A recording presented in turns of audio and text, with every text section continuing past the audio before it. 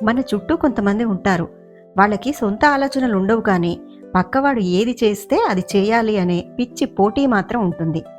ఆ పోటీ ఎంతలా ముదురుతుందంటే, మన పెద్దలు చెప్పిన ఈ సామెతలాగా, తోటోడు తొడకోసుకుంటే నేను మెడ కోసుకుంటా అన్నట్టు తయారవుతారు.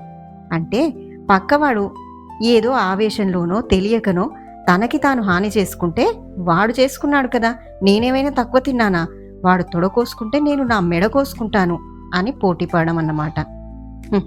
వినడానికి ఇది నవ్వులాటగా అనిపించినా చాలామంది బిహేవియర్ ఇలాగే ఉంటుంది. పక్కవాడు తన శక్తికి మించి అప్పు చేసి కారు కొంటే, వాడు కొన్నాడు కదా అని మనం అంతకంటే ఎక్కువ అప్పు చేసి పెద్ద కారు కొంటాం. తోటివాడు ఫంక్షన్కి 5 లక్షలు ఖర్చు పెట్టాడని మనం వాడికంటే ఎక్కువ ఆర్భాటం కోసం 10 లక్షలు ఖర్చు పెడతాం. అంటే వాడు నాశనమైతే మనం అంతకంటే వేగంగా నాశనం అవ్వడానికి సిద్ధపడతాం.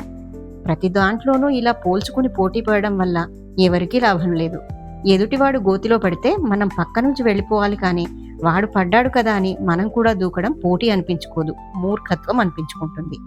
పక్కవాడితో కాకుండా మనతో మనం పోటీ పడదాం. ఈ సామెత మీకు నచ్చినట్టయితే ఒక లైక్ వేసుకోండి. మరిన్ని మంచి సామెతల కోసం నా ఛానల్ సబ్స్క్రైబ్ చేసుకోండి. Thank you.